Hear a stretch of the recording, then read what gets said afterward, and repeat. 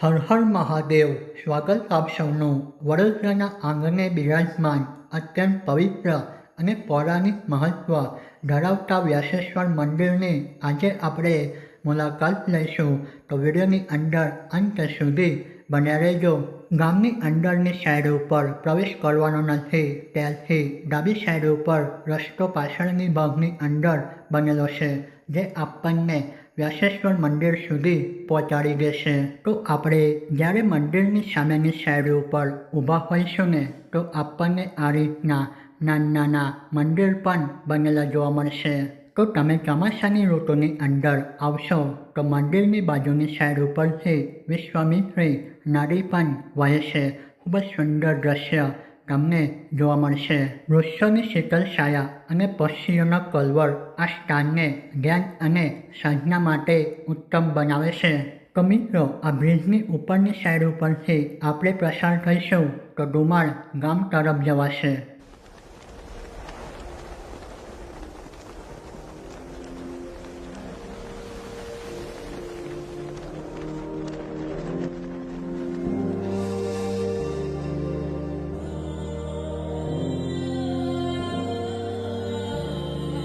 વ્યાસેશ્વર મંદિરનું નામ સાંભળતા જ આપણને સનાતન ધર્મના મહાન ઋષિ મહર્ષિ વેદવ્યાસનું સ્મરણ થાય છે. પૌરાણિક માન્યતા અનુસાર આ એક પવિત્ર ભૂમિ છે જ્યાં મહર્ષિ વેદવ્યાસે પોતે તપસ્યા કરી હતી અને ભગવાન શિવની આરાધના કરીને શિવલિંગની સ્થાપના કરી હતી.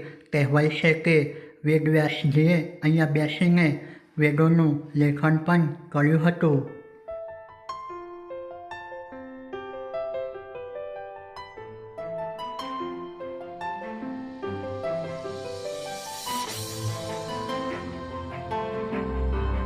તો મિત્રો, એવું કહેવામાં આવે છે કે આ સ્થાન પર શિવજીની પૂજા કરવાથી ભક્તોને માત્ર માનસિક શાંતિ જ નથી મળતી, પરંતુ જ્ઞાન અને બુદ્ધિના આશીર્વાદ પણ પ્રાપ્ત થાય છે.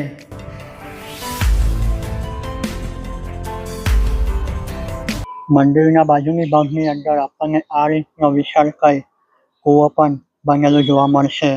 ત્યારબાદ આપણને અહીંયા યજ્ઞકુંડ પણ બનેલું જોવા મળશે. યજ્ઞશાળા જે બનેલ છે તેની ઉપરની સાઈડ ઉપર પંખા પણ લાગેલા છે. સારી એવી વ્યવસ્થા અહીંયા રાખવામાં આવેલી છે અને અહીંયા પંક્ષીને દાણા ચરવા માટેનો ચબૂતરો પણ બનેલો છે અને આ રીતની આપણને જોવા મળશે પાણીની ટાંકી. તો સરસ મજાનું દ્રશ્ય તમને મંદિરના આજુબાજુની સાઈડ ઉપર જોવા મળી જશે.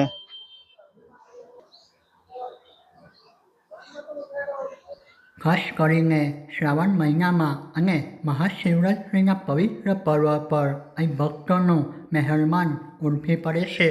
હર હર મહાદેવ અને ઓમ નમઃ શિવાયના નાદથી આખું વાતાવરણ શિવમય બની જાય છે. ભાવિ ભક્તો આ પવિત્ર સ્થાન પર આવીને જળાભિષે, દૂધાભિષે અને બિલ્લીપત્ર અર્પણ કરીને મહાદેવજીના આશીર્વાદ મેળવે છે. મંદિરની પાછળની ભાગની અંદર પ્યોર તમને ગામડાનું વાતાવરણ જોવા મળશે. અહીંયા આવીને તમે મહોત્સવ પણ ઉજવી શકો છો, જેમ કે તમારી બર્થડે હોય, અન્યથા તમારે કંઈક વિધિ કરવી હોય તેની પણ વ્યવસ્થા તમને આ મંદિરની અંદર જોવા મળી જશે.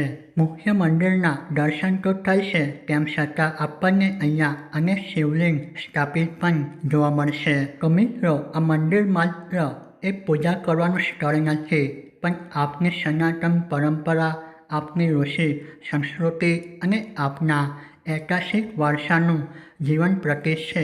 નવી પેઢીએ આ સ્થાનની મુલાકાત લેવી જોઈએ, જેથી તેઓ જાણી શકે કે આપનો ઇતિહાસ કેટલો મહાન અને સમૃદ્ધ રહ્યો છે.